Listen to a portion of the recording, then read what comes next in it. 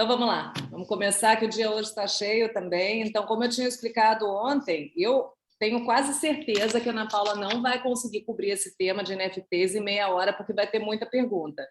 Então, Ana Paula, fique à vontade, viu? Eu não sei se ela está aqui ainda, acho que ela ainda não chegou. Mas eu vou dizer para ela ficar à vontade para se estender no tempo quanto ela puder, e depois a aula vai ficar gravada de qualquer forma, né? Daí vocês vão poder acessar, porque eu acho que esse tema de NFTs vai ser muito polêmico. Todos os temas de hoje, né, são temas muito recentes, como o Rafael falou. Então, o Rafael agora ele vai abrir o dia falando de lives, Instagram, IGTV, Reels e aspectos relacionados com direitos autorais, né, e propriedade intelectual de uma forma geral. Depois a Maria Clara, ela vai falar sobre memes de internet, ela tem uns casos excelentes também. E depois a Ana Paula vai falar sobre NFTs. E aí a gente conclui a semana, tá? Muito bem-vindos. Obrigada, Rafael. Oi, bom dia a todo mundo. Quem entrou agora, a gente estava aqui numa conversa informal de início, né?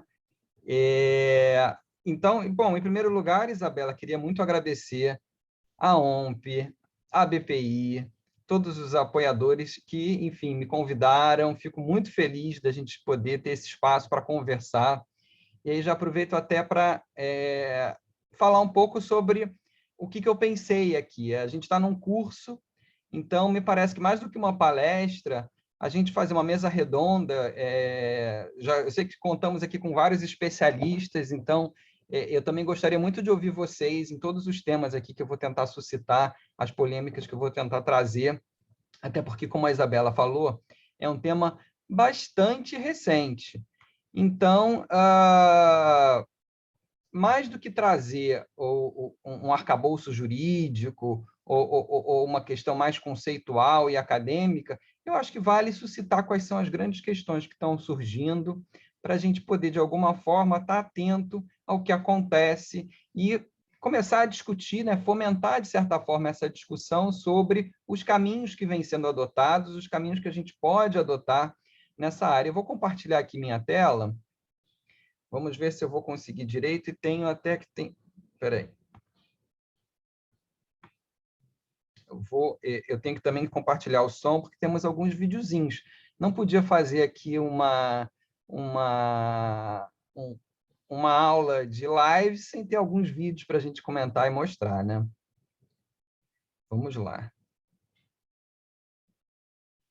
Deixa eu ver se... Acho que é esse.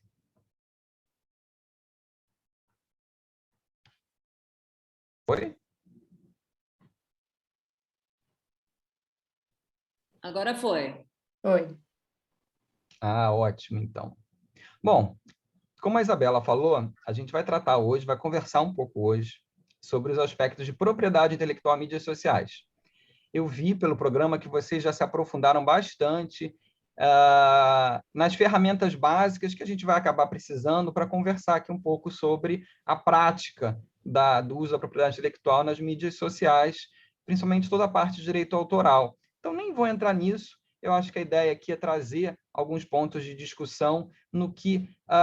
e aí, tanto direito autoral quanto marcas, enfim, a parte toda de signos distintivos, como isso toca a questão das mídias sociais, que atenção nós temos que ter, né? Enfim, até quando tivermos, seja usando, porque somos todos usuários, de certa forma, mas principalmente aconselhando clientes ou aconselhando ou pensando nas nossas mídias. A Isabela estava aqui comentando que hoje todos temos que ser um pouco de influenciadores também nas nossas atividades. De repente, ter uma conta em alguma das plataformas digitais que nos digam ou que nos toquem mais, ou toquem as nossas relações, ou, de alguma forma, utilizar isso para fomentar o nosso dia a dia, a nossa prática profissional também.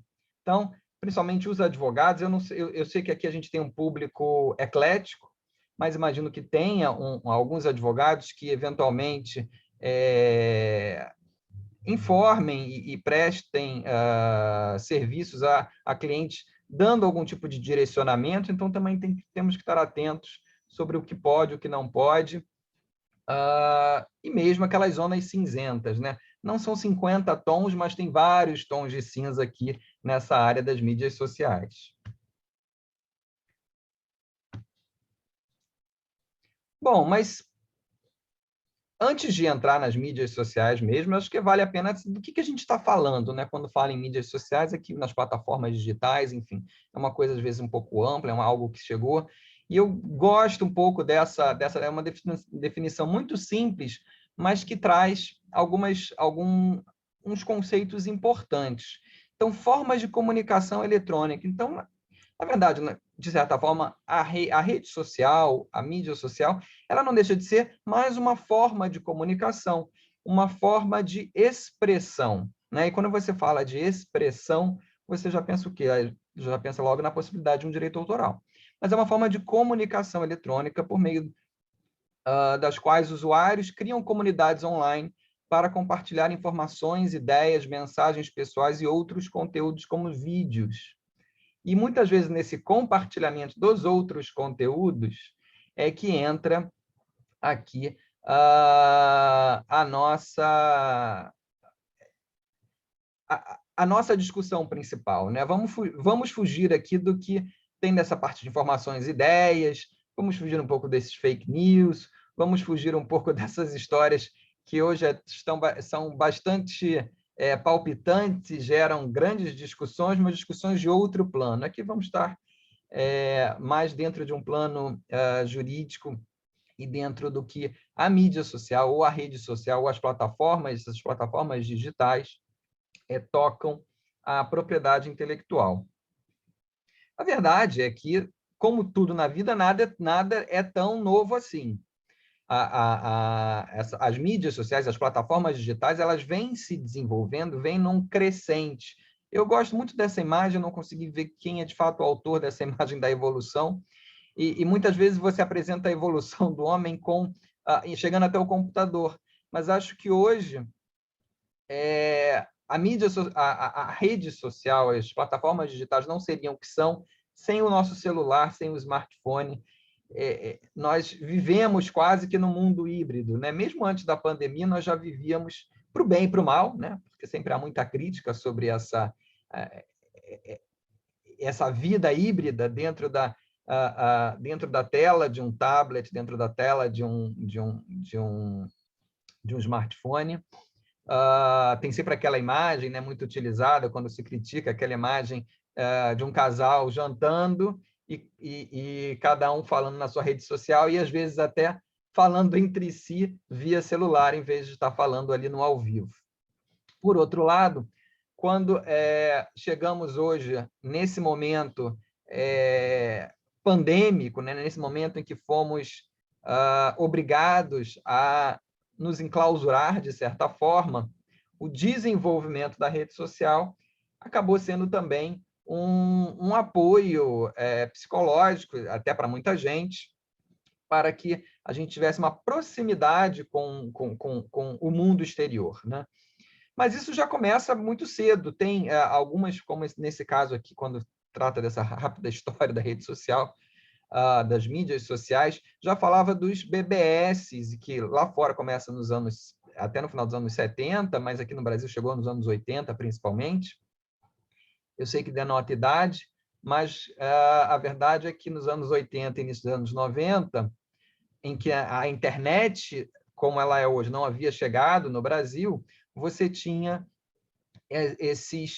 as BBS, essas trocas de mensagem e, às vezes, até pequenos grupos dentro dessas redes fechadas, em que você acessava com aqueles antigos modem.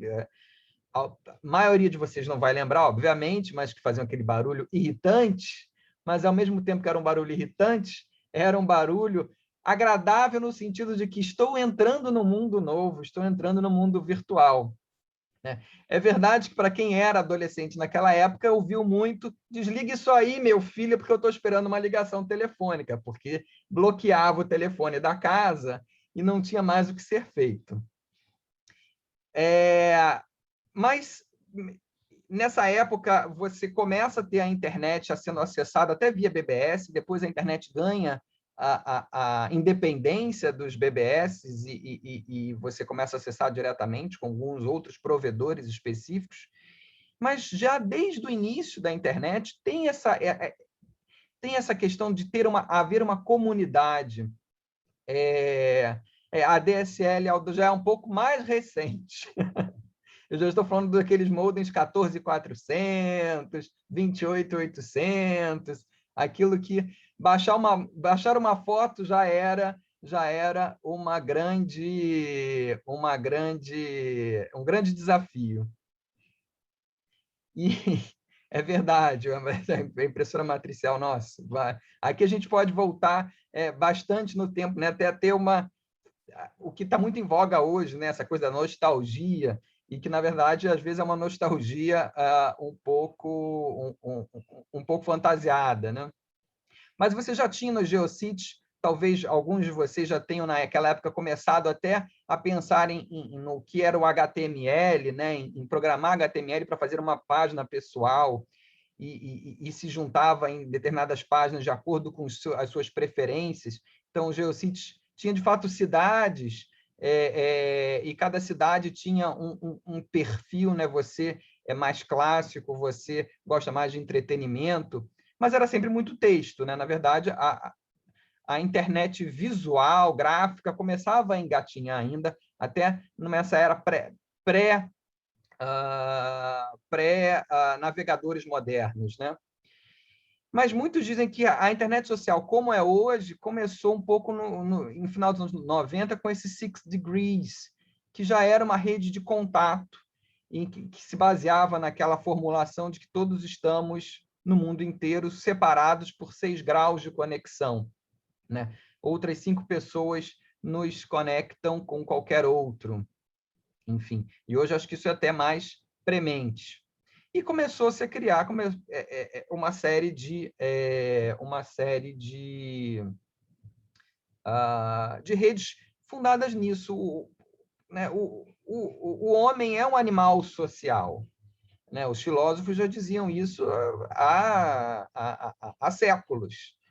E o animal social criou essa rede de comunicação virtual e também quis ter a comunidade dentro desse outro mundo, né?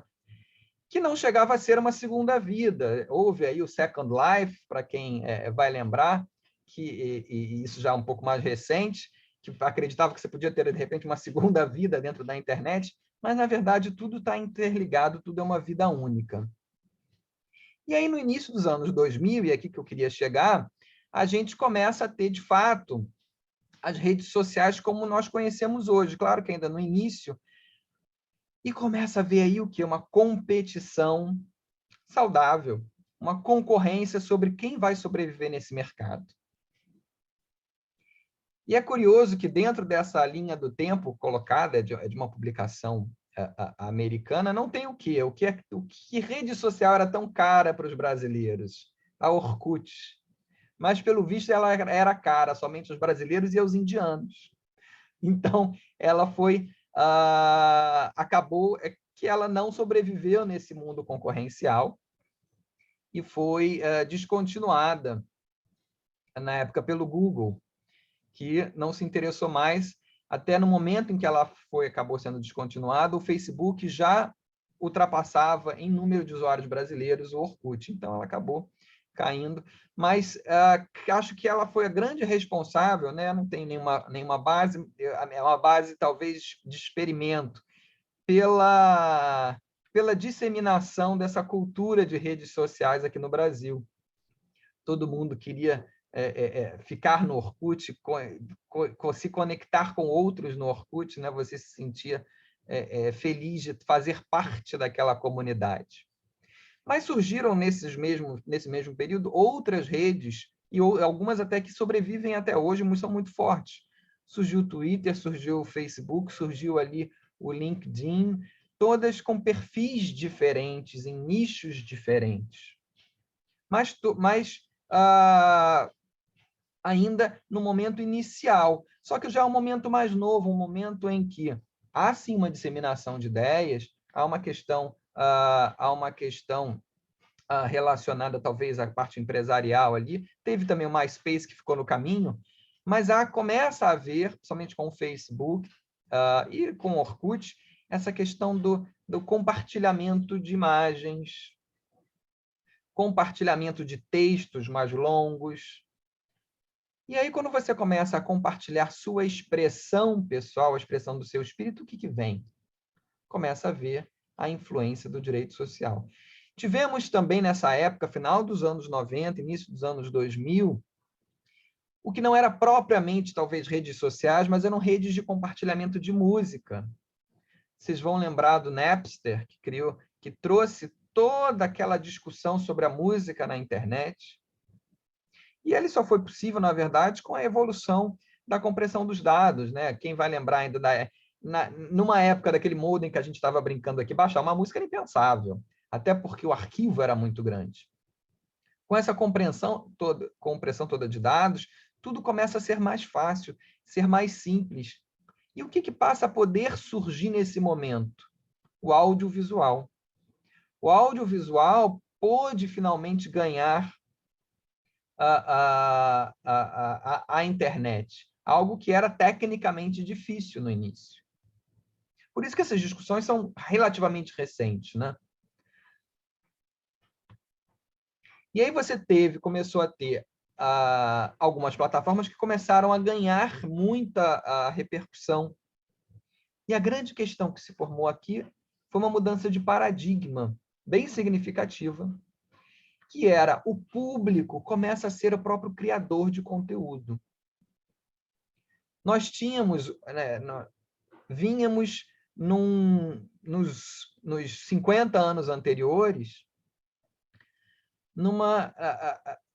num crescente acostumados com a passividade do consumo do conteúdo, né? Havia ali o cinema, havia a televisão, havia vídeos, né, para as locadoras de vídeo, quem não lembra aí das locadoras de vídeo, e aquela questão de se você não é amigo do dono, você não vai conseguir alugar os lançamentos, porque ele deixa embaixo ali do balcão para aqueles clientes mais cativos. Então, havia escassez e havia a passividade. No momento em que o público passa a ser... A gente esquece, né, Vitória? Às vezes a gente esquece que a gente precisava ser VIP para conseguir alugar um vídeo. E aí, Isabela, era essa conversa fora que você jogava com o atendente que te permitia, muitas vezes, conseguir aquele último lançamento, aquele vídeo que chegou na locadora na semana passada. Então, era isso, era um mundo de escassez, né, audiovisual nesse sentido. Você tinha... E um mundo de controle. Os criadores de conteúdo, né, os grandes conglomerados, eles também tinham o controle da distribuição, o controle de o que e quando fornecer. Então, era fácil, né? Você tinha o mercado era muito simples, você lançava no cinema, depois você lançava, meses depois, nas videolocadoras, e depois você lançava na televisão. Nos anos 90, 80, 90, chegaram as televisões a cabo, as televisões por assinatura, então entraram também nesse ritmo, mas o que você tem um controle. Com a facilidade da digitalização, com a compressão de dados, com as plataformas que permitem com que o público seja o próprio criador, você, de certa forma, democratiza essa criação. Você democratiza, de certa forma, até o direito autoral. Todos passamos a ser criadores. Isso se intensifica muito com o surgimento de início, né, das câmeras digitais, né? A gente hoje pensa no smartphone, mas mesmo antes disso, a gente está falando aqui de 2005, com o YouTube, você tinha aquelas câmeras digitais, você tinha os gravadores digitais. É claro que aquilo, no Brasil em particular, era caríssimo, mas você já tinha essa possibilidade de uma maior democratização dessa criação. E com o smartphone, né, talvez tendo seu ícone aí na revolução do iPhone em 2007, que de fato mereceu uma capa da revista Veja dizendo parece mágica, e de fato parecia mágica, você passa a ser não só todos nós passamos a ser não só um testemunho da história, mas quase que um testemunho com poder de fixação daquela história que está acontecendo. Então, você pode criar, você pode testemunhar, você pode virar até um jornalista ou um narrador daquela história. E você começa a ter as plataformas digitais onde você vai poder exteriorizar aquela sua criação. Então, você tem o YouTube de início, né, uma grande plataforma aí que revolucionou. Não vou falar, óbvio que há outras de vídeo. Veio o Instagram, que também ganhou quase que uma projeção imediata com uma possibilidade de compartilhamento de fotos, né? E aí já dentro daquele conceito em que todos tínhamos uma máquina fotográfica de bolso dentro do nosso celular, melhores ou piores. Disso vieram alguns filhotes, você tem uma rede que é uma rede de troca de mensagens, mas também de compartilhamento de imagens no Snapchat, que acabou fazendo muito sucesso somente nos Estados Unidos, entre os teens e os millennials, enfim. E daí, mais recentemente, você tem, de início, a Musical.ly, que foi rapidamente adquirida pelo dono da TikTok, e virou esse fenômeno que é hoje o TikTok, e um fenômeno que você vai ver, Flávia, você nunca viu um TikTok? Não se preocupe, pois vamos ver aqui TikToks. Então, você vai ter essa experiência. Mas tem que discutir, não pode falar não. E o porquê? E o que isso é importante, Flávia? Sabe por quê? Esse artigo aqui, depois vocês leiam com calma, ele trata como o TikTok acabou redirecionando os esforços de outras plataformas de audiovisual. O Instagram, curiosamente, já teve uma briga antes com o Snapchat. Vocês devem saber que o Facebook tentou comprar a Snapchat, não conseguiu. E o que o Instagram fez? Ele resolveu fazer o próprio Snapchat, né? A própria plataforma de compartilhamento de imagens efêmeras. Fez o Stories e começou a fazer ele próprio. Bom, não consegui comprar, faço eu. E com essa revolução do TikTok, o que aconteceu? Os outros também se moveram, Instagram e YouTube. Isso está acontecendo agora. Eles se moveram, estão mudando os algoritmos. E o Instagram lançou o Reels e o YouTube lançou os Shorts, permitindo esses vídeos menores, esses vídeos mais rápidos, para tentar competir com esse fenômeno que foi o TikTok. E que não necessariamente é bom, e aí virou de fato uma guerra. O Pedro Doria explora bastante isso no seu artigo, depois vocês vão ter tempo de ler com calma. Por quê? Porque no momento em que você, de uma plataforma que se direcionava para algum lado, direcionava alguns algoritmos para determinados tipos de publicação que eram mais compartilhadas e impulsionadas, muda. Todos aqueles profissionais que estavam ali naquela seara, esses influenciadores, às vezes com milhões de seguidores, que produziam de uma determinada forma, de repente eles passam a ter que produzir de outra forma.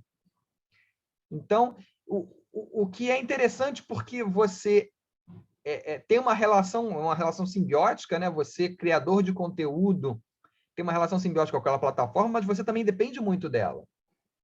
E é por isso que hoje muitos influenciadores, às vezes, têm tentado ser multiplataforma. Por quê? Porque eles ficam mais seguros em relação ao tipo de produção. E, claro, você tem que respeitar o tipo de produção em cada uma. Você não vai produzir um vídeo de YouTube tradicional, que geralmente é um vídeo mais longo, são alguns minutos, para botar no TikTok. Não vai funcionar, não vai conversar um com o outro. Por quê? Porque o tipo de impulsionamento é diferente. Bom, chegamos aqui nessa guerra do vídeo, chegamos na guerra do audiovisual, e o que acontece? como é que isso conversa com o direito autoral? Como é que isso conversa com a API? A primeira coisa que vem na cabeça, evidentemente, bom, se eu tenho vídeo e se eu tenho sincronização de música, vocês já devem ter visto a questão da sincronização da música, a necessidade de autorização dos titulares do direito antes daquele fonograma em relação à possibilidade de uma sincronização. E vídeos no YouTube, em particular, eles são monetizados, né? Quando eles têm um número mínimo de visualizações, o criador daquela obra começa a receber dinheiro. E se você está recebendo dinheiro, particularmente com base numa obra alheia, claro que o titular da obra não vai gostar. E quem que ele vai atacar primeiro? Vai atacar a plataforma, se a plataforma está agindo contra a lei. E o que essas plataformas têm feito? O YouTube foi logo um pioneiro nisso.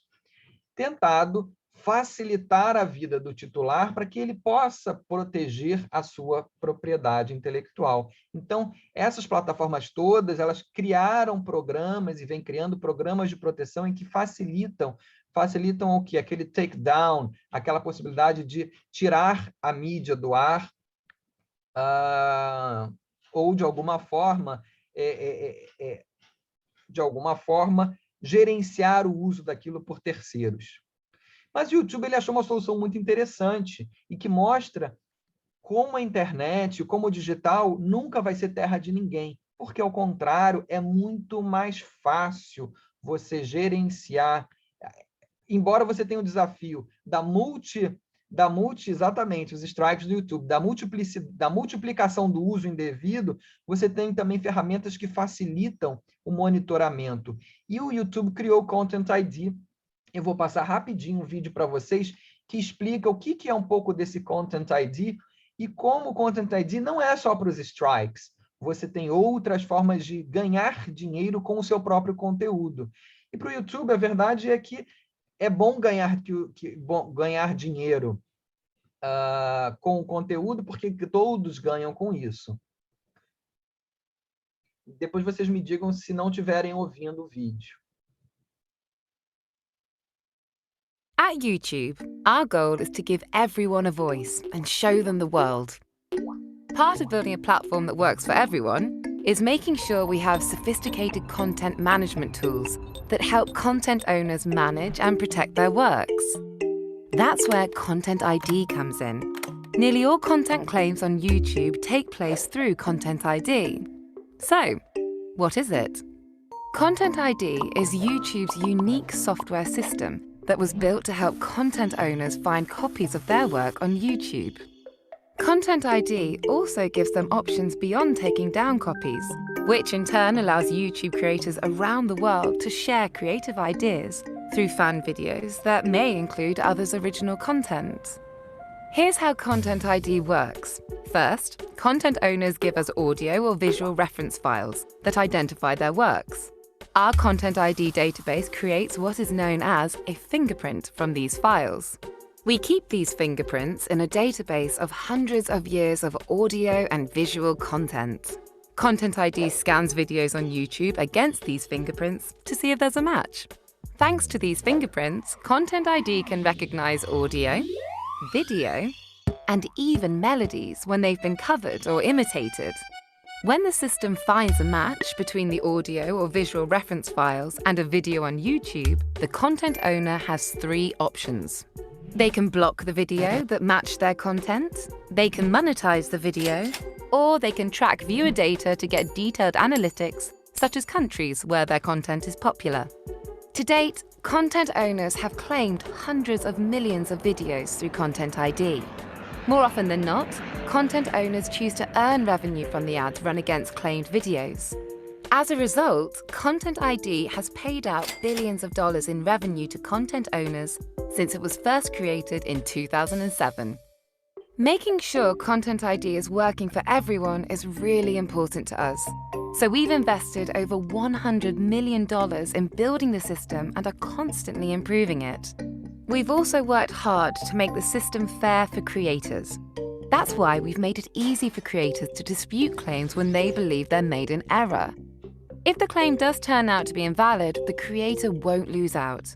Any revenue earned during the dispute process is held separately, then released to the appropriate party once the dispute is resolved.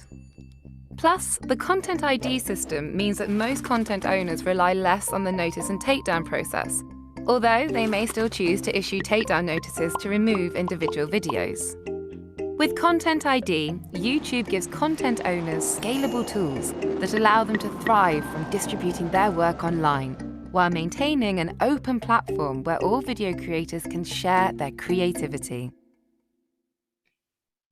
Então, o que é possível perceber nesse vídeo? Como é fácil verificar uma infração de direito autoral. Vocês veem que até uma melodia pode ser detectada.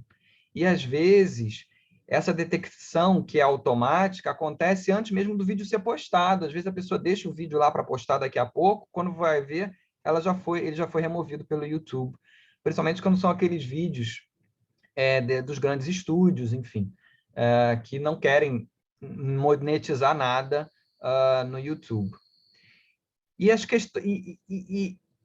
o uso, até como a gente falou aqui, às vezes as pessoas têm tanta dúvida sobre o que pode e o que não pode, que tanto o YouTube como outros, o próprio Instagram tem também, eles têm o criador da academia, desculpa, a Academia dos Criadores, que permite que você entenda um pouco melhor como funciona até o sistema de proteção de propriedade intelectual e, claro, como funcionam as ferramentas do YouTube para criação, para upload de vídeos e tudo mais. Então, você já passa por essa triagem por essa questão. Ana Paula Borges pergunta se algum caso passou por mim no conteúdo do YouTube. Conteúdos do lado de quem foi taken down, não. Já passaram de quando a gente necessitou de fazer o takedown. Mas uma das questões que é trazida muito nessas discussões é se isso está, de alguma forma, limitando a criatividade. Será que dificulta o uso das doutrinas de fair use? Dificulta o uso das exceções? A Vitória, não, tudo ela é notificada. Você viu ali que, na verdade, há a instauração de uma disputa. Você pode, de alguma forma, argumentar que o seu vídeo não está violando, ou que... Porque existe a doutrina do fair use, você pode falar que, olha, de alguma forma, eu estou usando, de repente, o vídeo para fins de crítica, né? Eu posso passar e é só um pequeno trecho. Isso estaria protegido, até no Brasil mesmo, na questão das exceções ao direito. Normalmente fica bloqueado até que isso aconteça. Ele ainda não interpreta o direito autoral. A gente ainda não vai entender, nesse momento, o nosso emprego. A gente consegue dar uma ajudada quando for necessário. Mas eu não ficaria tão aliviado assim tão rápido, porque logo algumas coisas já podem independer de uma análise humana. Já se fala até da análise automática no caso de marcas, por exemplo, e de colidências. Então, é possível. E a gente está falando em que momento isso acontece. No caso do Instagram, por exemplo, às vezes, no próprio... gente, só para lembrar aqui, se vocês quiserem fazer algum comentário, quiserem tirar dúvida, fiquem super à vontade. Isso não é uma live, é uma conversa. Então, eu não vou precisar convidar ninguém aqui para aparecer, basta falar, abrir o microfone, é muito mais fácil que o Instagram. Mas falando das lives do Instagram, muitas vezes pode aparecer a própria notícia de que, olha, você está violando os nossos termos de uso, você está violando, se você continuar, o seu vídeo vai ser removido. E isso tem, por exemplo, uma reclamação muito grande dos DJs, né? Existem DJs que gostam de fazer ali aquela publicação e até, eventualmente, a coletânea que eles fazem pode, de alguma forma, ter também a sua proteção autoral, mas ela esbarra, muitas vezes, nos direitos autorais, quando não há uma sincronização de elementos visuais, quando o áudio é o principal elemento naquela live e não a outros elementos gráficos e visuais. A Jaqueline aqui está dando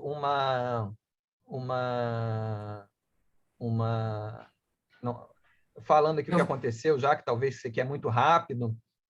Você quer que fale alguma coisa, Rafael? Veja bem, nós temos um programa de conteúdo exatamente de crítica que você está falando, e às vezes com 4 segundos eles dão um takedown, e às vezes o vídeo é autoral, e não tem um registro assim com ISRC, nada disso. Então é a justiça paralela do YouTube aí.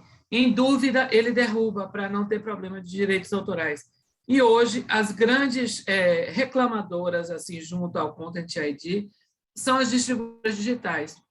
Nós fazemos a distribuição aqui com a Digitalize e eles dizem assim, não entre no Content, porque se entrar, ferrou. Porque vira uma confusão. Eu acho que eles já não dão mais conta de resolver rapidamente com o Content ID. Então, quando você cria uma disputa e não se resolve, ele deixa lá. E aí é mais confuso, quando são grandes direitos. Tem um site aqui de dança que é super famoso, prefiro nem citar o nome, que ele tem problemas direto com isso daí, com essa utilização. E o grande X da questão são os pequenos trechos, porque mesmo que você coloque aí 5 segundos de uma música, exemplo, dos Beatles, que outro dia um convidado botou assim em música de fundo, derrubou tudo, entendeu? Então, assim, ele não julga o pequeno trecho, não tem como julgar porque é subjetivo e há uma omissão na lei. Então, é uma justiça perigosa essa do Content ID. Com não certeza. É tão tranquila assim. Muito obrigado, Jaqueline, por compartilhar essa experiência, porque essa é uma das grandes críticas. É a crítica de que existem as exceções legais, que no Brasil são taxativas, mas nos Estados Unidos é com base, acho que vocês já devem ter estudado isso, em características mais abertas, né? E que inclui também essa questão a importância daquele uso da obra, e qual o tamanho desse uso da obra, e qual é a natureza da obra em relação ao local em que ela está sendo utilizada, né? A obra maior, né? Só um pequeno trecho de uma obra longa e que não tem importância, ou aquilo está sendo usado para fins educacionais, por exemplo, aqui, porque eu às vezes, eu não consigo... A Bruna mencionou que ela estava tendo aulas via lives no Instagram, e as lives eram derrubadas porque eram aulas de dança. Então, para você ter aulas de dança, você precisa ter música, é evidente. Agora, Rafael, tem uma coisa importante que eu quero te falar. Você sabe que o ser humano é criativo. Então, assim, já tem quem saiba que se você alterar o andamento da música, ou acelerar muito, ou torná-la muito lenta, e ficar diferente do que é o registro junto ao YouTube, ou o registro normal da música, esse takedown não acontece tão rapidamente. Com certeza, Jaqueline, não só com música, com vídeo também. Eu tenho filhas pequenas e volta e meia eu estou olhando, de repente está uma no YouTube vendo um seriado. Eu falei, como é que você está vendo esse seriado? Como é que não derrubou? O que eles fazem, às vezes? Eles vão cortando pedaços, então são 5 segundos, e aí tiram 2 segundos. E eu vejo que o negócio não flui, né? Tá tudo cortado, mas eles vêm mesmo assim, e o automático não funciona. Acho que a automatização ela é boa, mas ela ainda não chegou nesse nível de facilidade. Mas a questão aqui também, de outro lado, né, falando dessas aulas e tudo mais, a plataforma pode ter também um direcionamento da sua intenção. No seu caso, Jaqueline, acho que tem tudo que ver com essas plataformas. Talvez com uma aula de música não tenha, de dança não tenha. Talvez numa aula de dança a pessoa devesse usar o Zoom, devesse usar um outro tipo de plataforma, porque realmente é uma coisa fechada, né? Mas pode acontecer de ser uma aula aberta, enfim. Os vários professores, né, seja de educação física, professores de dança, saíram das academias e passaram a dar aulas públicas, né, para a sua turma, enfim, fazer esses aulões live. Isso ficou muito comum na pandemia, né? E muitos, às vezes, tinham esse tipo de problema com... a Flávia está falando aqui das aulas de yoga que ela compartilhou no YouTube. Eu tive aqui em casa um problema assim, de repente, minha mulher, que já falei, ela é de mídia social, e e uma influenciadora mais na área de espiritualidade, mas ela posta muita coisa, parte de yoga também. E, de repente, ela veio, meu vídeo aqui foi bloqueado. Aí eu falo, deixa eu ver esse vídeo, o que você fez aqui nesse vídeo? E tinha uma música por trás, ela falando e fazendo a meditação, e tinha aquela música por trás. Eu falei, aqui, ó, a música, óbvio, não há dúvida. E aí a gente entrou lá no Instagram, e você tem que ter cuidado, porque dependendo da plataforma e dos termos de uso, se você tem um número qualquer, um número X dos strikes, né, você pode ser simplesmente banido da plataforma. Então, você, às vezes, até tem que, de repente, entrar lá e pedir desculpa. Falar, olha, eu vi o videozinho, já reparei o que eu fiz errado, então me desculpa, não farei mais, aquilo não vale para o seu strike, enfim. Então, você tem que ter também esse cuidado quando você está gerindo o seu próprio conteúdo, o seu próprio canal. Imagina você com um canal com milhares de seguidores, a gente já vai ver que isso deu um problema lá na frente com uma determinada artista, você pode ser banido por alguma coisa que fuja, de certa forma, daqueles termos de uso, né? Então, o que o Insta às vezes fala? Olha, alguém já falou aqui, use o Sound Collection, já são músicas que eu tenho essa autorização para você usar e para você sincronizar no seu vídeo. Sempre tente usar só pequenos trechos, a Jaqueline já falou que isso às vezes não funciona, mas principalmente que o componente do vídeo tem que ser fundamental. Então, enfim. Gente, eu não continuem, estou adorando postar aqui vocês, não vou comentar todas as postagens que estão sendo feitas aqui, mas adorei, estou lendo aqui todas e acho muito legais esses exemplos. No Xvideo ela postou, bom, que bom, vamos lá. Eu não trouxe aqui outras plataformas não tradicionais ou com conteúdos para maiores, então não vou falar delas aqui. Podia também ser, a gente teve um caso lá no escritório de vídeos de conteúdo, de uma produtora de vídeos de maiores, de vídeos com conteúdo para enfim, maiores de idade, conteúdos de entretenimento adulto, que estava tendo seus vídeos aqui no Brasil, que estava tendo seus vídeos no Brasil pirateados, digamos assim, em plataformas locais.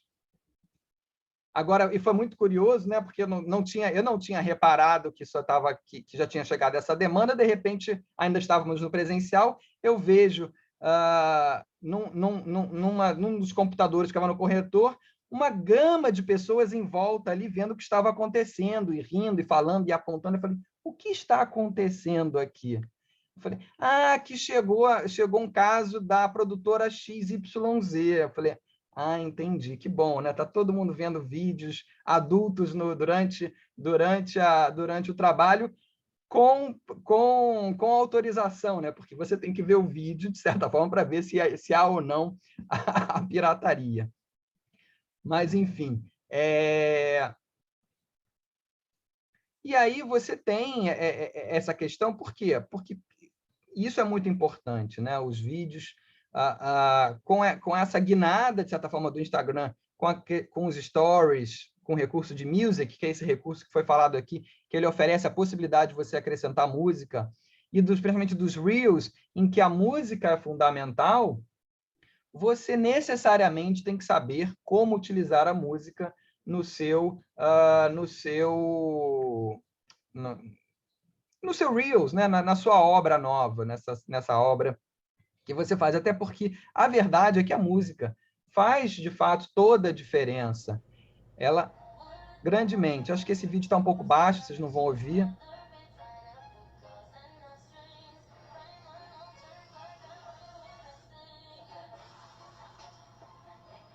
Mas a verdade é essa, que agora você conversa com a música no vídeo também. Então, a música acaba sendo fundamental. Então, você tem que saber de onde tirar, de preferência usar as ferramentas que a própria plataforma já oferece, porque o risco e as chances de ter um problema são menores. Agora, essas plataformas, esse oferecimento desse music, de músicas na plataforma, ela demanda necessariamente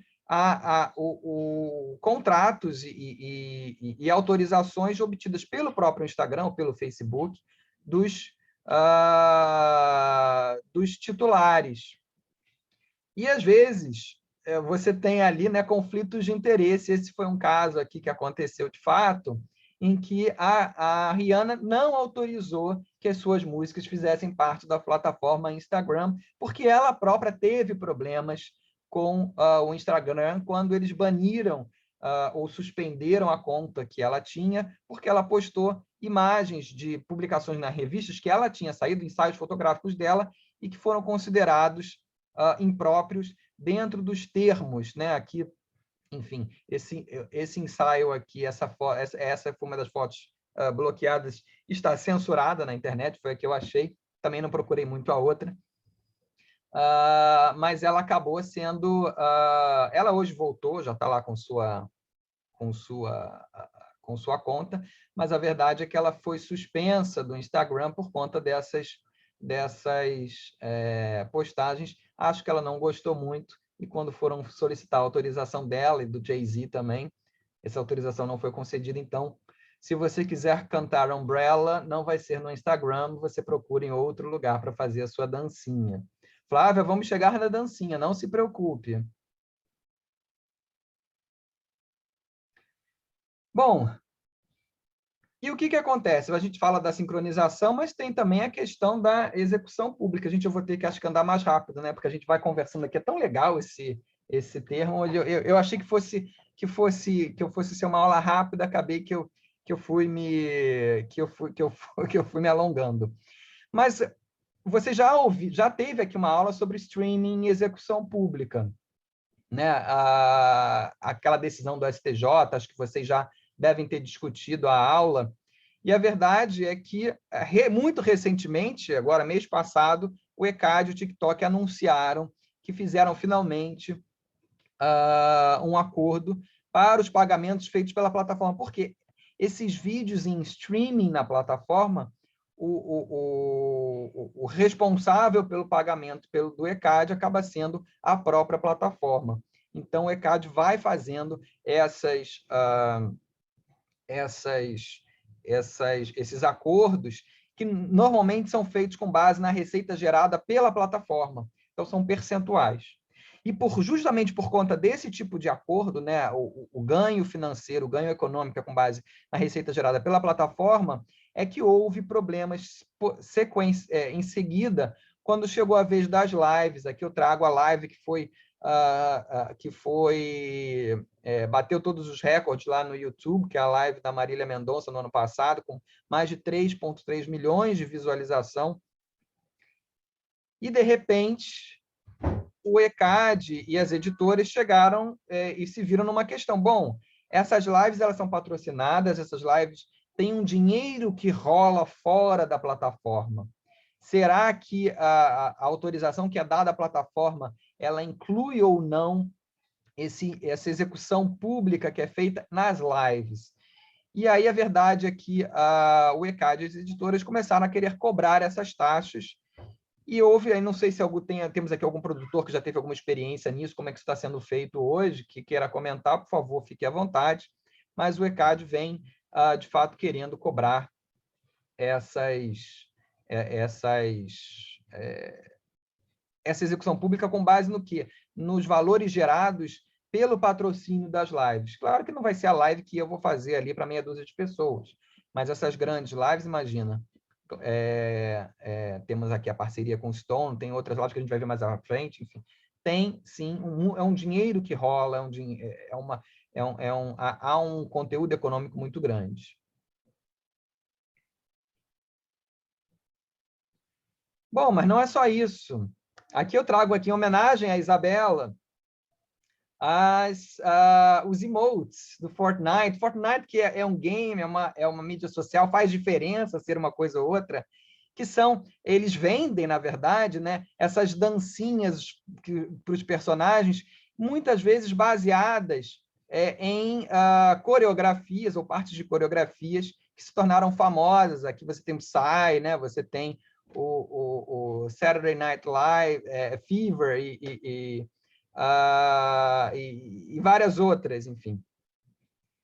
Claro que, como não poderia deixar de ser, a questão foi, de certa forma, judicializada, porque alguns algumas das personagens, que são as danças originais, as coreografias originais, não gostaram de se ver representados nas suas danças assinatura, né? E aqui foram alguns casos, mas talvez esse caso para a gente no Brasil seja o mais conhecido, né? dentro da coreografia, o ator Alfonso Ribeiro, que era o Carlton do Fresh Prince of Bel-Air, ele não gostou de ter a sua dancinha monetizada pelo Fortnite e resolveu, junto com outros, ingressar em juízo lá nos Estados Unidos.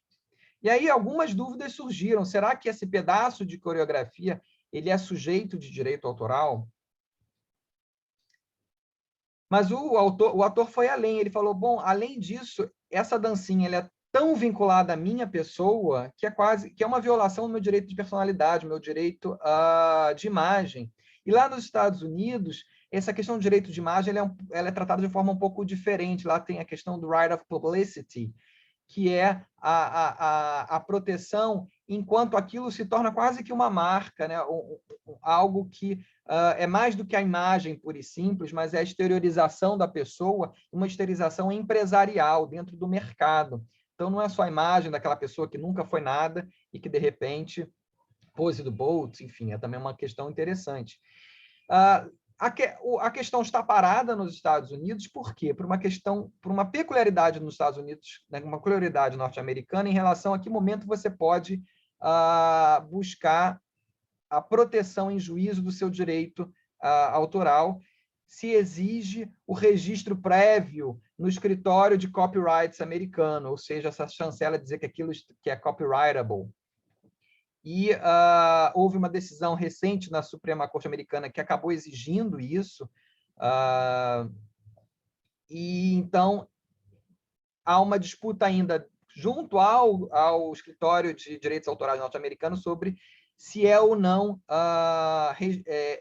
protegível por direito autoral esse tipo de dança, para que aí sim,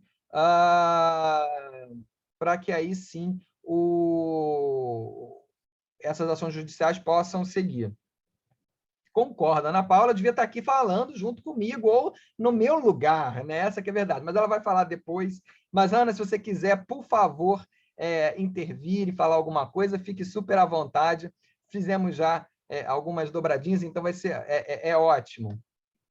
E agora, para quem pediu, quem estava esperando também, os challenges no TikTok, por quê?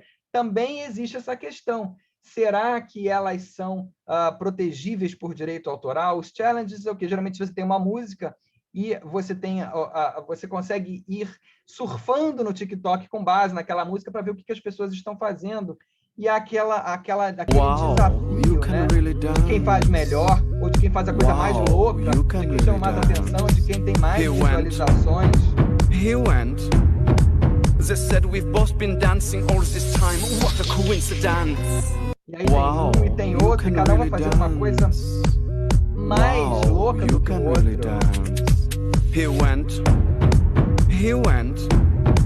They said we've both been dancing all this time. What a coincidence. Wow, you can really dance. E você vê que é algo internacional, você passa a ser um desafio. E essa música, eu vou dizer pra vocês, ela é catchy. They said we've both been dancing all this time. What a coincidence. Eu já estava quase dançando também. Graças a Deus ninguém gravou nada. Não vai aparecer no TikTok. Mas a verdade é que você mistura uma música catchy. They said we've both been dancing all this time. What a coincidence. Wow, you can really dance. Eu não sabia que vocês não estavam me ouvindo, mas a verdade é que... Não, dava para ouvir sim, só estava um pouquinho baixo. Posso só falar uma coisinha, Rafa? Eu acho claro. Que... 2 pontos, né? Não sei se você tem, né, um conhecimento mais aprofundado, que eu também acabei que não consegui muito atrás, de como que é essa questão do tratamento de coreografia no direito americano, com relação se tem que ter a fixação, se tem que ter o registro para, ou se, por exemplo, essa dancinha eu não sei se ele como pessoa já fazia ou só dentro da série, né? Que ele tem uma série aí que ele fazia aquela dancinha, esse do rapaz ali, Afonso. O Fresh Prince of o Carlton da série. O Carlton. Que é uma série com Will Smith. Se é uma coisa ligada ao personagem ou se é ligada à personalidade da pessoa, do ator, né? E como que fica essa questão de se tem que ter o registro prévio no Copyright Office, se não é necessário, como que tem sido tratado lá, né? Só uma pergunta inicial. E o outro ponto que eu queria destacar é que com essa tiktokização da vida, que é transformar tudo em vídeos curtos, e a gente vê que, por exemplo, as grandes plataformas de videoclipes, né, como a Condzilla, né, que é uma empresa onde eu já trabalhei, os videoclipes eram utilizados para impulsionar as músicas, né? Só que o videoclipe é um vídeo longo, né? Se você agora pensar na questão do TikTok, né? 3, 4 minutos.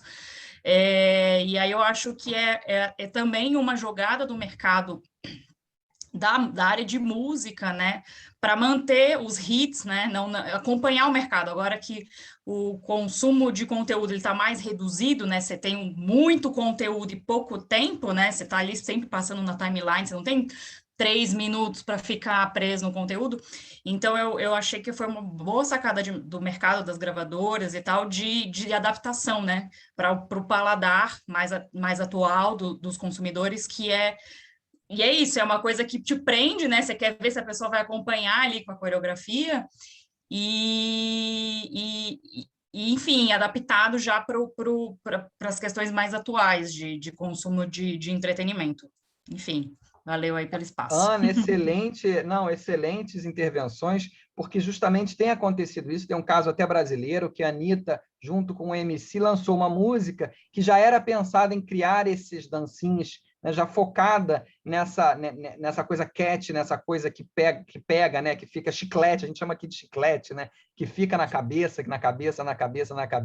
Então, ela mesma lançou, enfim, tem uns vídeos dela lançando, porque ela participou da música. Então, já pensando isso, você cria um mercado pensando nisso, né? E, do outro lado, essa questão da coreografia, a grande discussão hoje nos Estados Unidos é essa, porque tem decisões da Suprema Corte exigindo esse registro prévio para que você possa, não a proteção em si, mas que você possa, de fato, obter indenização pelo uso indevido.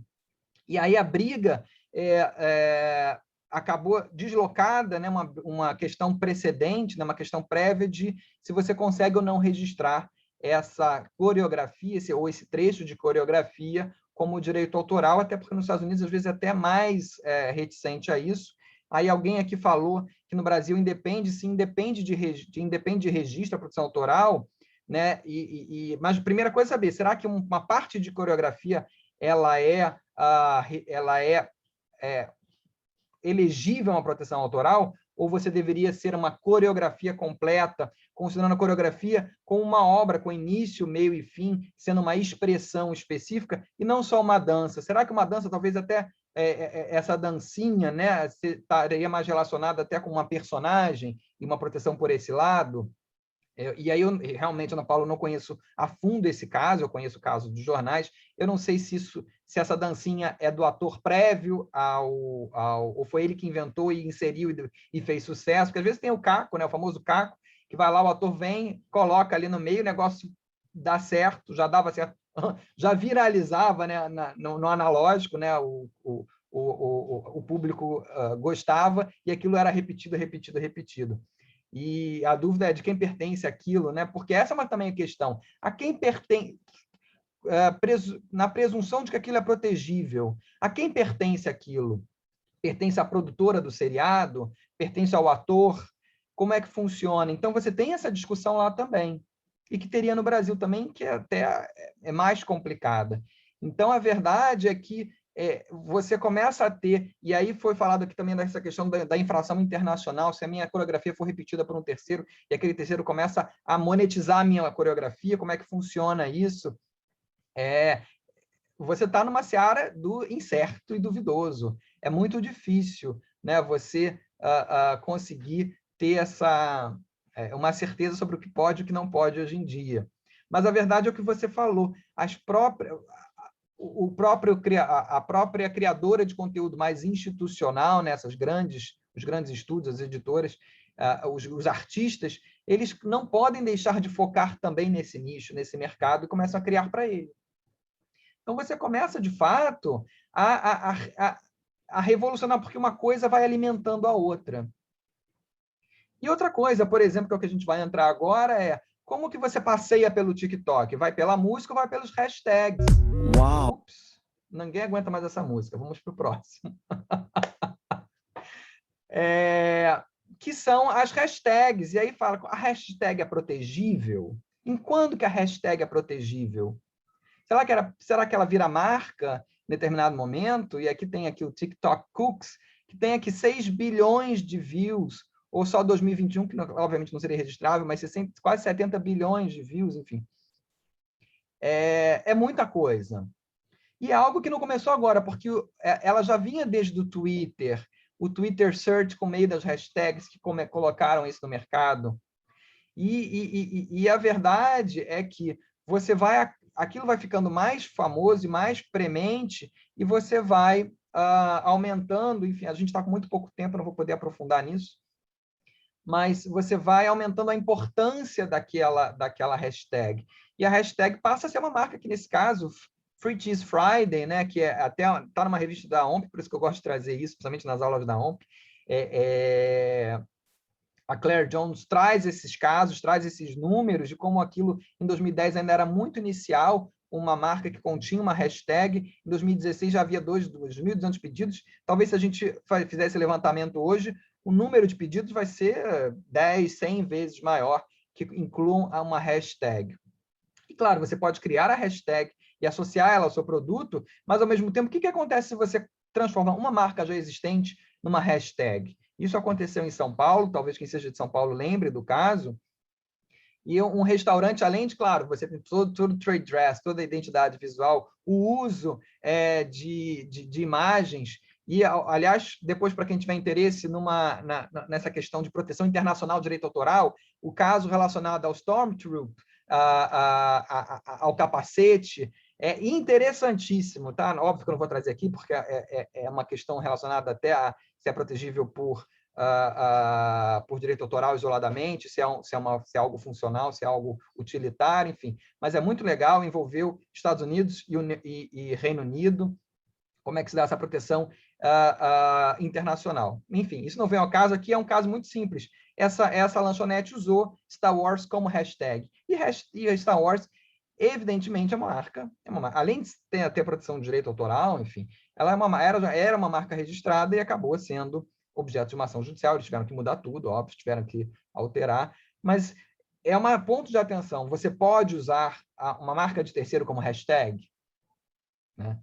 E aí você vai entrar numa outra seara aqui, que é a questão do uso das palavras-chave. O Brasil é super restritivo em relação a isso, o STJ já se pronunciou de forma bastante restritiva, mas acaba sendo uma palavra-chave também, você está atraindo o consumidor com base naquilo. E aí, quando você fala em live, você não pode deixar de falar do patrocínio do Product Placement. Vou passar aqui muito rápido, como eu falei no início da aula, para quem já estava aqui no início, é um teaser e uma proposta para a OMP mais à frente, para a BPI, talvez fazer algo só sobre influenciadores. Eu acho muito legal, é uma coisa que chama muito atenção. Eu acho curioso, né? Eu também dou aula na pós da PUC, e dou aula sobre publicidade, e é incrível como, nos últimos 5 anos, o foco mudou totalmente das perguntas.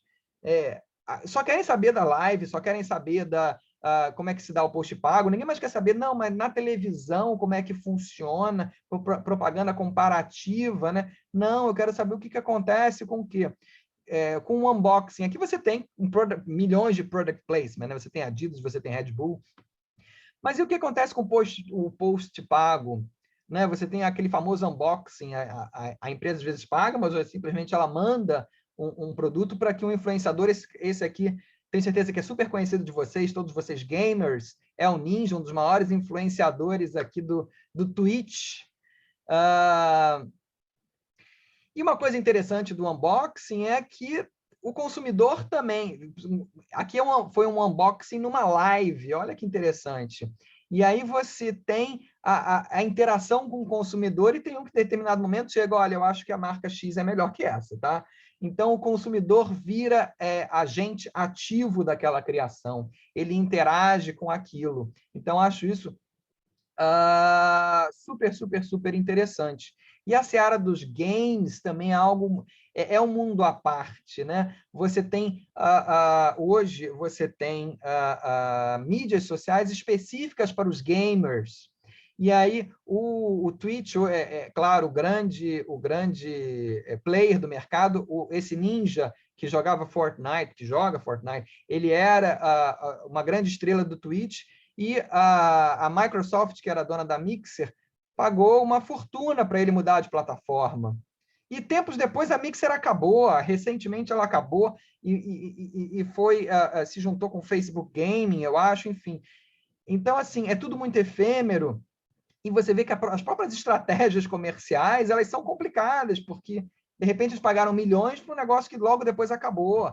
Enfim, é um mundo muito novo, é um mundo muito complicado, e é um mundo que exige uma atenção especial, exige uma atenção particular de quem? De quem é o criador do conteúdo. E, principalmente no caso dos influenciadores ou de criadores de conteúdo, que, de alguma forma, usam publicidade, tem que saber que hoje o CONAR está atento. Você tem que ter muito cuidado com o que é uma propaganda subliminar, alguma coisa que o consumidor não identifique de imediato que aquilo é uma propaganda. Por quê? Porque está na lei, está no código do CONAR. A identificação enquanto propaganda é exigência máxima, é fundamental, é o direito de informação do consumidor. E é por isso que você tem uma série de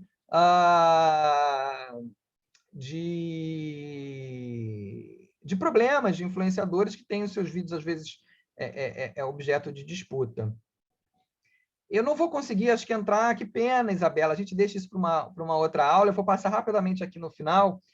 Você tem a questão das lives patrocinadas e como é que as marcas têm que atuar nessas lives. Então, a gente já viu que essas marcas eventualmente têm que pagar para o ECAD, ou tem que ser para não ter problema, porque passa a ser uma execução pública diferente do mero streaming, mas, além disso, ela tem que ficar atenta com o que acontece dentro da live, porque ela tem uma responsabilidade ética e, às vezes, jurídica.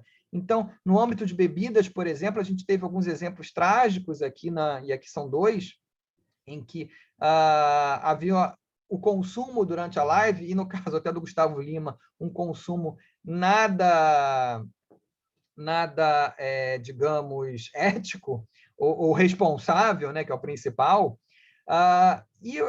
mas tem um problema jurídico para o patrocinador, até pode ter, mas mais que isso, tem um problema de relações públicas. A Ambev teve que se posicionar publicamente sobre o que ela faz e como é que ela preserva, de alguma forma, as regras da publicidade ética. E, às vezes, isso pode ser num comum, porque pode acontecer, por exemplo, no caso, por exemplo, das famosas lives da Tereza Cristina, que ela simplesmente pegava cerveja e bebia. Por quê? O quê? Porque ela estava querendo fazer uma coisa como se fosse na casa dela. E ela chegava à noite, com os amigos, o que ela fazia? Abrir uma cerveja. Será que eu posso abrir também uma cerveja na minha live? Ou será que eu tenho que atentar para as regras de publicidade? De quem é essa responsabilidade? Porque pode ser que nem haja um patrocínio. No início não havia. A Tereza Cristina sempre dizia que ela não era patrocinada por ninguém, mas ela abria a cerveja que ela gostava e tomava. Hoje em dia ela usava, depois disso ela passou a usar um caneco. Então, vai dar tudo certo, ninguém sabe o que tinha dentro, a la Jô Soares, né?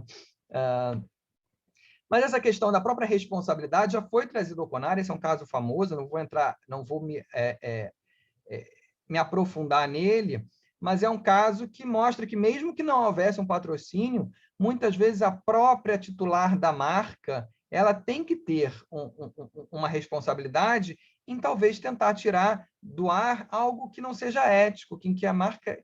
Porque se fosse uma infração, ela agiria de forma proativa. Será que quando é alguma coisa que fere os ditames éticos da publicidade, ela não tem que agir de forma proativa? Nesse caso aqui, o CONAR entendeu que sim. E a questão é tão complicada e tão nova e tão sensível que o próprio CONAR criou e publicou agora, recentemente, o Guia de Publicidade para Influenciadores Digitais. Então, acho até interessante, de repente, em Isabela, ouvir alguém do CONAR e como é que isso foi desenvolvido, vai ser excelente. Eu ficaria super interessado. Mas qual é o recado? O recado é que você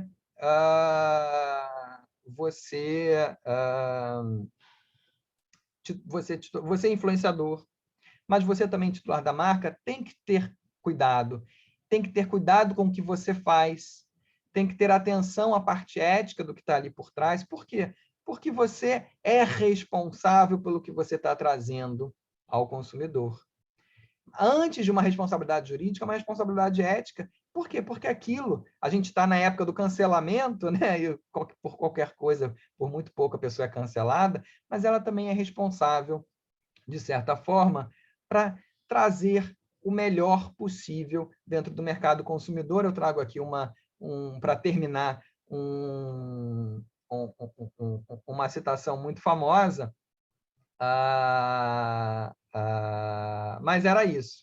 Não sei, assim, eu usei aqui, eu estava aqui no final, quase daquelas escolas de samba, né, que vão com andamento, vão vendo que o tempo vai passando e, de repente, tem que correr com o conjunto. Espero que não tenha afetado minha nota de evolução.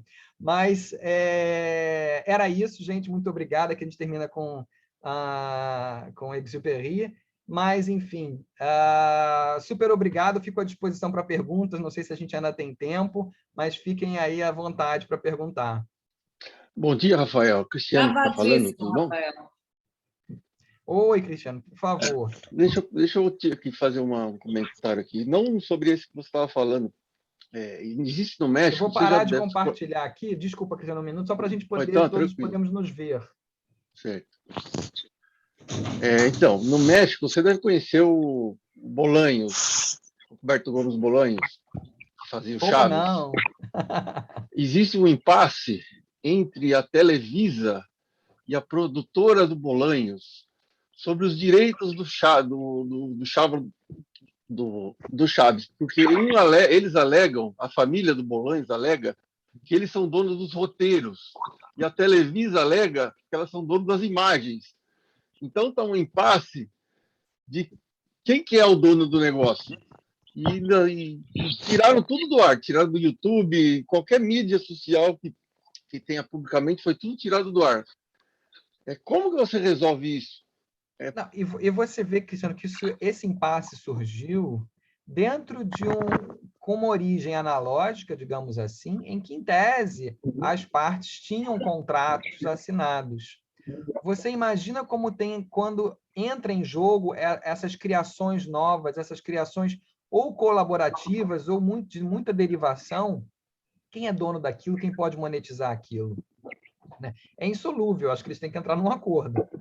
E, claro, sobre a lei mexicana, enfim, é até difícil falar. Mas a verdade é essa, que há uma potencialidade de se estar criando monstros não geríveis, né? Porque você começa a ter uma pleia de direitos envolvidos, porque você tem o direito de, eventualmente, quem fez aquela coreografia, tem a imagem de quem está ali naquela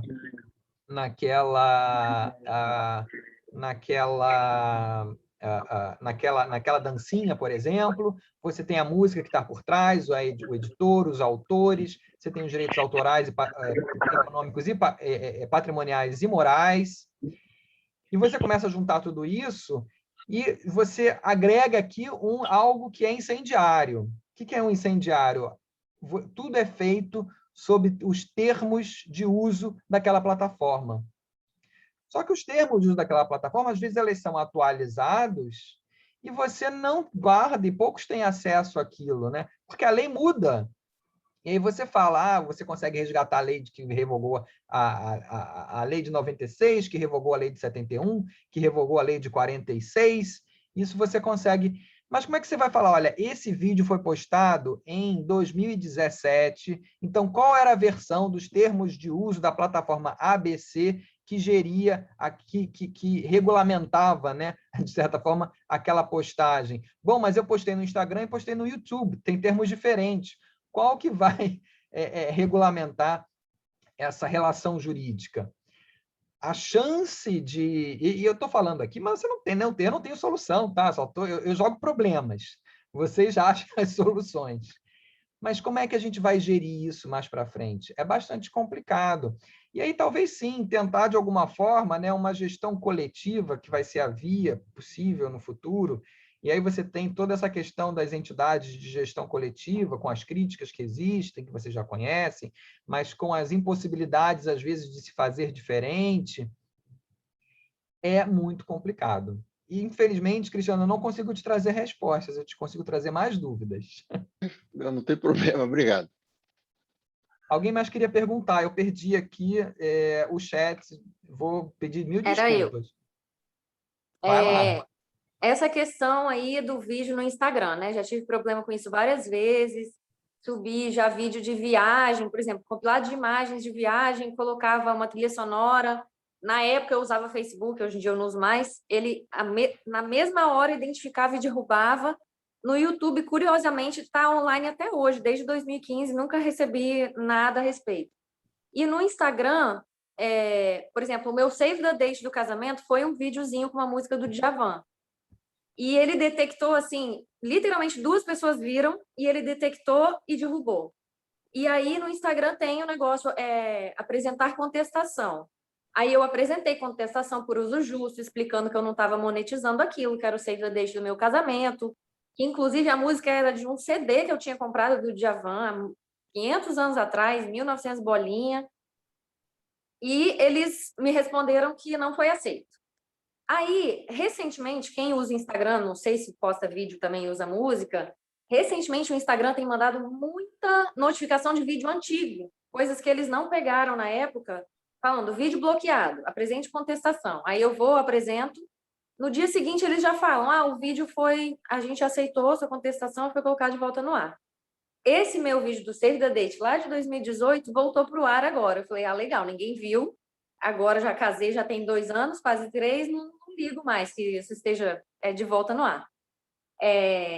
No caso, eu não estou monetizando nada. Mas, por exemplo, o pessoal do Polidense, eu fazia Polidense, estou afastado um tempo, mas o pessoal do Polidense, eles fazem as coreografias, eles usam o Instagram para divulgar, é a plataforma principal que elas divulgam para chamar a aluna, para se matricular nos estúdios, e elas têm as coisas derrubadas direto, e elas usam de vez em quando daquele recurso de acelerar um pouquinho a música ou ralentar, mas, assim, elas têm muito problema com isso, coreografia de estúdio de balé e tal. E aí a gente fica... Eu sempre fico pensando assim, poxa, é um direito de autor, porque é um trabalho autoral de coreografar, que a gente depende do trabalho de outra pessoa, que é o músico. Então, assim, além do nosso trabalho de coreografar, de ensaiar, de editar vídeo, que agora a gente tem que aprender a editar vídeo também, é uma nova habilidade no currículo do pessoal da dança, a gente tem que virar compositor também, porque a gente não pode usar as faixas dos outros. Então, assim, eu não sei como é que isso está sendo feito agora, mas é literalmente um trabalho que é 100% dependente do trabalho de outro autor que veio antes. E aí, eu não sou da área, né? Eu sou da área de patentes, aí tem um monte de gente que vai entender mais do que eu, e eu vejo o pessoal da dança sendo muito prejudicado com isso, e eu fico sempre me perguntando como que a gente faz, então, para poder usar as coisas, porque são coisas que são monetizáveis, né? Você está usando comercialmente, mas você precisa daquele trabalho do autor. E aí, não sei, como que é a solução para essa questão da dança? Bastante complicada a questão. Não sei se alguém quer comentar, se já teve alguma experiência nesse assunto, mas a verdade é essa. A verdade é que quando você... A dança, né, tradicionalmente, quando a gente pensa, você tem ali muita apresentação ao vivo, execução pública, era algo mais simples de se gerenciar. Quando você passa para o virtual, principalmente para fixação, e pior, para monetização, há diversos direitos que têm que ser equacionados. O ideal é sempre você tentar usar as próprias ferramentas da plataforma, se possível, né? Usar as músicas em que porque essas plataformas elas têm também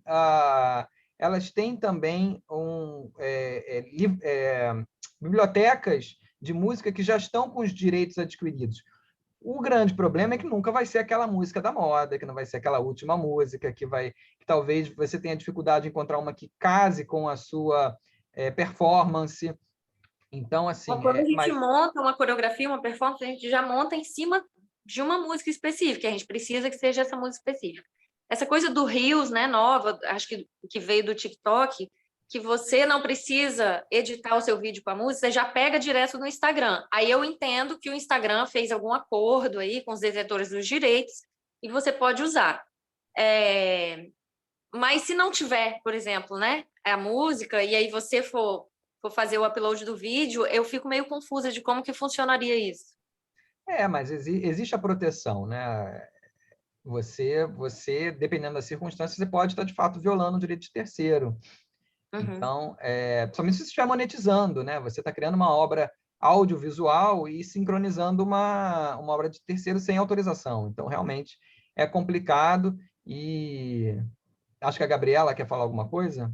Queria só comentar uma coisa rapidinha para a Bruna, porque eu danço também, eu sempre dancei, e aí durante essa pandemia eu fiquei nesse esquema de aulas via Zoom, não sei o quê, e aí eu abri um Instagram meu, que ninguém me segue, eu não quero seguir ninguém, só para eu continuar dançando e postar. E é isso, eu tenho 5 seguidores, que são pessoas só que eu gosto que me dão feedback, não só sigo companhia de dança, e fiz uma dança na minha sala, com uma música do AJ, coloquei a música do AJ e foi barrado. 5 pessoas nesse Instagram, não, assim, uma deve ter visto. E foi barrado. Aí eu falei, poxa, e aí barrou em vários países, mostrava todos os países que barrou. Aí eu tirei essa música do AJ e deixei o áudio de origem, que dá para ouvir barulho da casa, pé arrastando no chão, e não foi barrada com a música do AJ também. Então, esses algoritmos, talvez, se você pega a música original, eles devem ter algum contrato, mas no Instagram eu vi que ele é menos, assim, porque depois não barraram o meu vídeo, deixaram meu vídeo. O que acontece? Mas, por exemplo, as lives da minha professora, que ela fazia, ela bota o som na sala de aula e ela dá a live da sala de aula dela e o Instagram derruba. Principalmente quando é música do Michael Jackson. Michael Jackson, então, você não pode colocar que dá 2 segundos de derruba a live. Michael Jackson não use. E ela já usou cover, tipo assim, brega, como é que é? Aqueles tecno-brega do Michael Jackson, eles reconhecem que é Michael Jackson e derruba. É impressionante. Mas é isso. A questão é que são mecanismos, obviamente, automáticos. Não fica ninguém lá. Eu sou o representante do Michael Jackson, vou ver todas as lives existentes. Então, quanto mais fidedigno, quanto mais fácil de identificar a música for, de forma automática, por esse... Acho que vocês, lá antes dessas mídias sociais, talvez vocês já tenham usado um SoundHound da vida, ou até mesmo o Shazam, que reconhecia a música que estava tocando. Poxa, que música legal, quero pegar. É a mesma coisa, né? Ele reconhece a impressão digital, como foi dito naquele vídeo da música, de forma automática, casam com o outro e falam, olha, isso não pode. Então, é muito difícil. É uma política da plataforma, né? Enfim, concordando ou não, o que você pode fazer nesse caso, não usar essa plataforma para esse tipo de atividade. Aí, ao mesmo tempo, poxa, mas é a grande plataforma para essa atividade, né? Como é que fica o equilíbrio dos direitos? É uma discussão ainda muito, muito, muito sensível. Acho que Elissa queria falar alguma coisa. Isabela, vou passar para você a palavra, porque eu não sei tempo, essas coisas. Olha, a gente pode continuar conversando até 10h30, né? Mas 10h30 a gente começa com a Maria Clara, tá? Para não atrasar muito, pode ser? E aí, biopausazinha, né? Para quem precisar dar uma corrida. Então, de repente, Elissa, faz a sua pergunta, que você estava na fila, mas acho que as pessoas vão querer fazer uma pausa aí. Tá, é rapidinho, é só para fazer um comentário sobre essa questão da dança do pessoal. Eu estava muito curiosa com o Fit Dance, porque o Fit Dance é uma bomba aí, todo mundo vê eles fazendo coreografia e usando músicas bem famosas, né? E aí eu estava fazendo um parecer, e o que eu fiz? Eu contratei o Fit Dance para ver se dentro da plataforma deles, de fato, eles tinham as mesmas músicas que eles têm no YouTube. Porque no YouTube, assim, sai uma música super famosa no hit, eles já estão lá com uma coreografia. E o YouTube não derruba. Quando você entra na plataforma do Fit Dance e compra, aquelas músicas não estão lá. E aí, quando você entra nos comentários do YouTube, tá lá que você vê que eles pediram autorização para as produtoras, para as gravadoras daquela música em especial e fizeram aquela coreografia. Agora, monetizar e vender aquela coreografia na plataforma deles, eles não conseguem, né? Então, assim, eles conseguiram especificamente para uma apresentação no YouTube, mas vender eles não conseguem. Quem tiver curiosidade de entrar no Fit Dance e contratar, vai ver que as músicas não estão estão lá. Então, é uma curiosidade aí de como eles encontraram uma forma de dar um chamariz para os alunos deles, mas lá eles não conseguem vender depois. Só uma observação mesmo. Obrigada, viu? É bem interessante, né? Quase uma publicidade enganosa, talvez, não sei. Mas, enfim, mas é isso. É baseado em autorizações, não tem jeito, né? Enfim, essa questão acaba sendo essa grande questão do direito autoral, né? Assim, como gerir essa cadeia de autorizações e quando você vai acrescentando direitos e mais direitos, né? Enfim, difícil. Bom, eu acho que a Mariana perguntou se tinha tempo para mais uma pergunta. Mariana, se você quiser colocar no chat, depois eu passo para o Rafael, ou até o próprio Rafael pode botar o e-mail dele aqui também, se for alguma coisa mais de Nossa, se vocês bate-papo quiserem, sem problema nenhum. só para a Deixa eu gente botar aqui no não chat. entrar muito no tempo da Mariana. Tá na apresentação também. Vou botar aqui, se quiserem trocar uma ideia, qualquer coisa, a gente está sempre aí à disposição. E, enfim, fico muito feliz aqui, adorei essa troca de informações. Eu sempre aprendo muito, na verdade. Eu trago um pouquinho, mas aprendo bastante. Então, fico muito feliz, Isabela. Brigadão aí pelo convite. Fiquei muito, muito feliz. Eu também fiquei muito feliz de você ter aceitado, Rafa.